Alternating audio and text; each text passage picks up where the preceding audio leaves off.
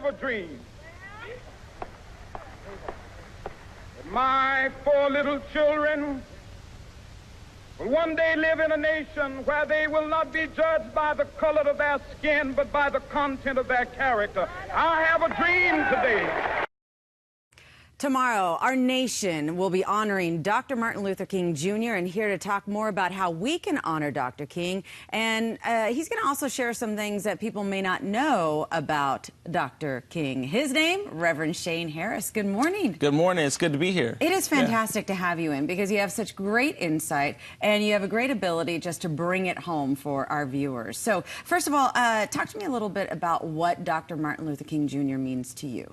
Well, first of all, it's good to be here on Good Morning San Diego this Sunday morning, talking to many of our San Diegans. And, you know, this is my hometown, and this is where I started civil rights at.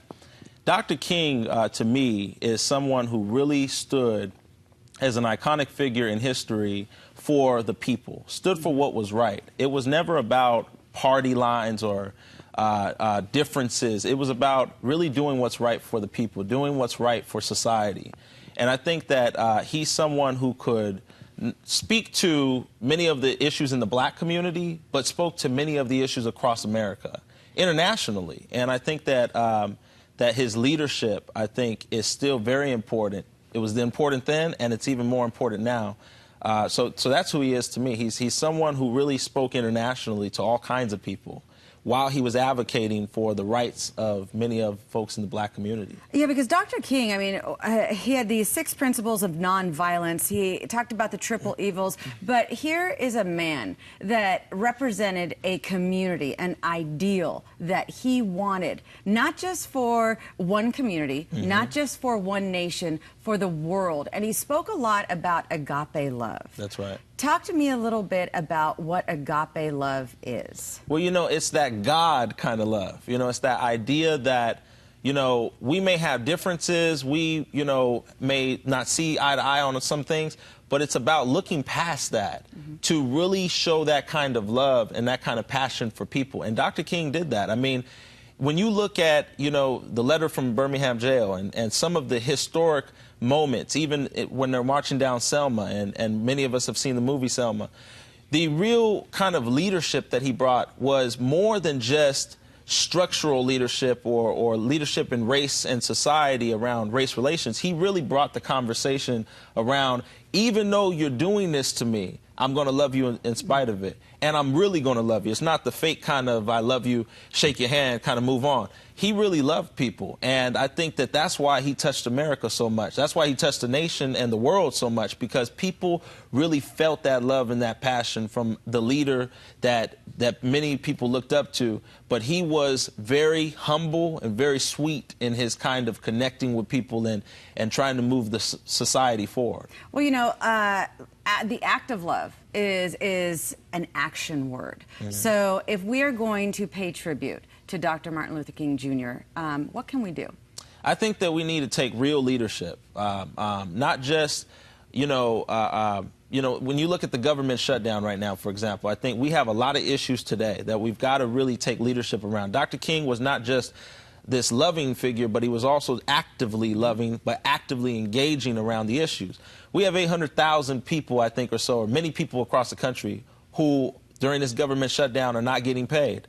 Dr. King would be fighting for the people. He wouldn't be fighting for party perspectives and differences. He'd be fighting for, these are the people that are not getting paid. He would be standing up for the homeless. He would be standing up for those in foster care and those children. He would be standing up for fair education and all of these kind of things, health care. These are the kind of things that Dr. King would be standing up for. And I think that if we're really going to walk in the message and the lineage of Dr. King, that we must really love actively, but engage with our communities and be able to bring our communities forward and our nation forward. And so I think that that is really, in my perspective, the real message of Dr. King today. We've got to bring some of those values and those that purpose that he brought to the movement to society today, and I think it can move our country forward. I think that's a brilliant advice, brilliant words, strong words, active words that you're speaking to us this morning. Don't just talk about it. actually do it. Yeah. And you know, on tomorrow, yeah, what are you doing? We will be gathering at the corner of 16th and Market Street, because we are actually going back to 1986 when Maureen O'Connor was mayor of San Diego. There was a actual change to Market Street, became Martin Luther King Jr. Boulevard Way. We are now getting ready to reinvigorate the campaign to get Martin Luther King Boulevard.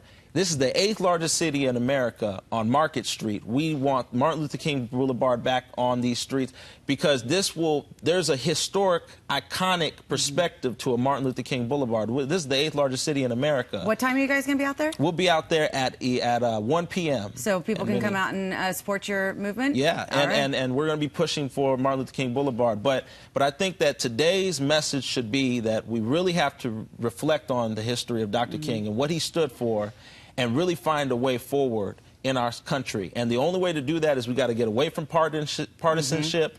We got to get away from we got to get away from corporate ties and media. Dr. King was about, this is what's right. This is what's right for society. This is what's right for the people. And civil rights movement accomplished a lot. Right. Everything around Jim Crow laws, getting those things wiped away, where blacks could drink at certain water fountains, whites could only drink at certain water fountains. You know, it dealt with voting rights, when we still have these issues today. Dealing with people as people. Thank you so much for joining us. I feel like we could talk for hours upon hours, but I appreciate the amount of time we were given with you this morning. So let's stand up and let's really be what Dr. King what would Dr. King be saying today is what we should be asking ourselves this weekend. Amen to that. All right, thank you so much. Thank you. Well, cyclists will be taking over Fiesta Island today for the San Diego Bicycle Club's first